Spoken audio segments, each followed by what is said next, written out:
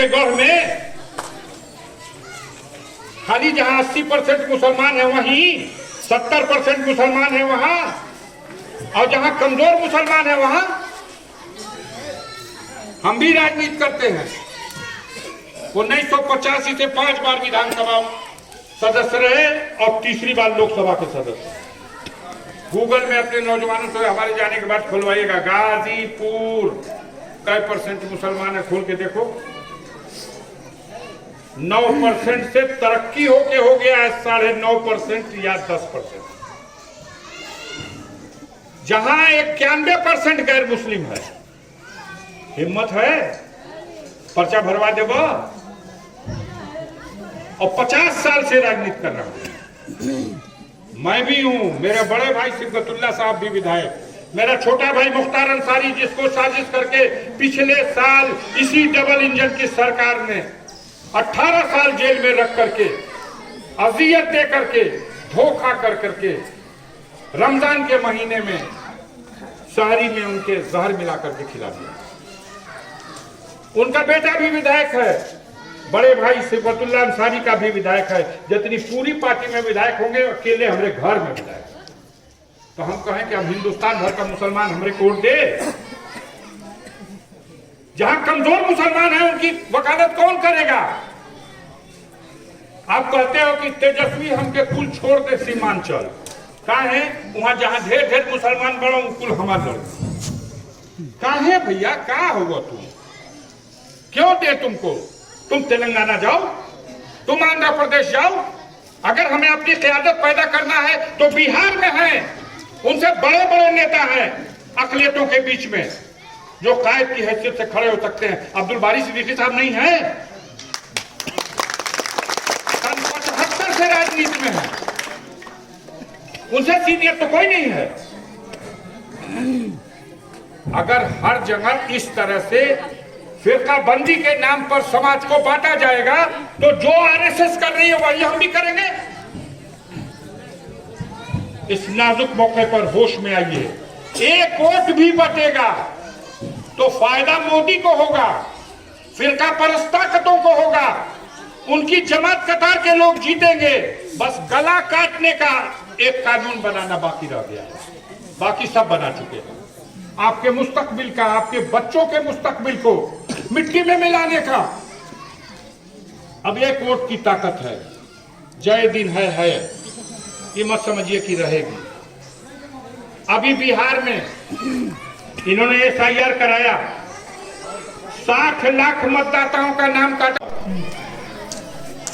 अडानी को दे दी गई। क्या करेगा अडानी?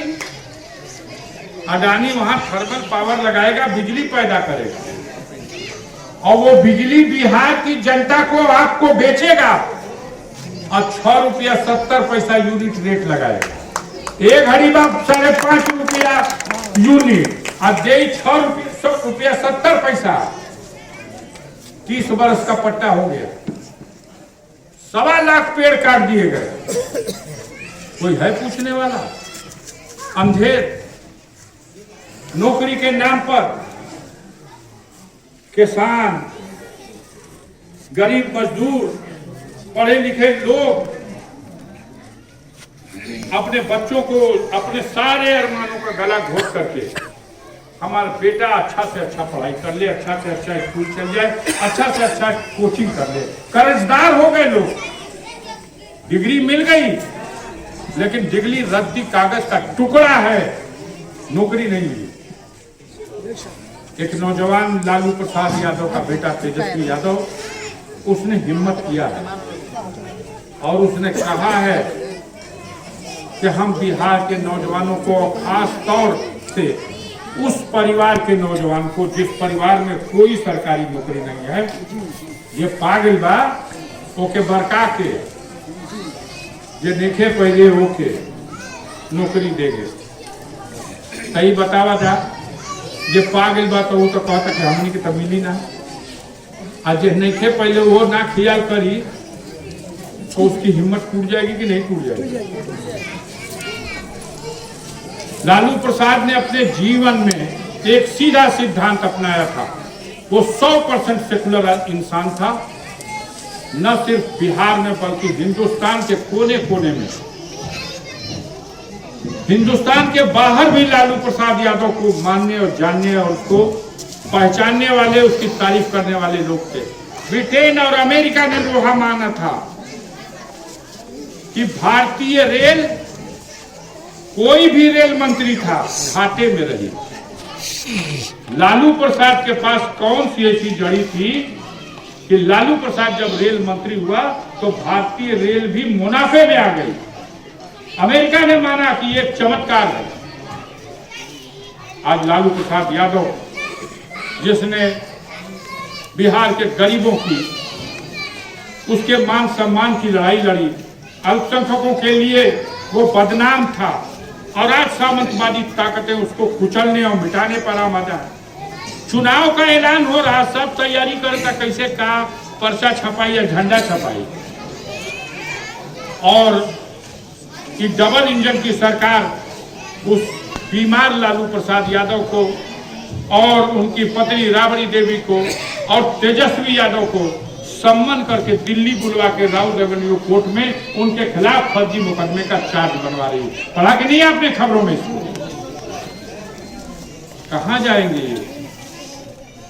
कौन करेगा इनका फैसला?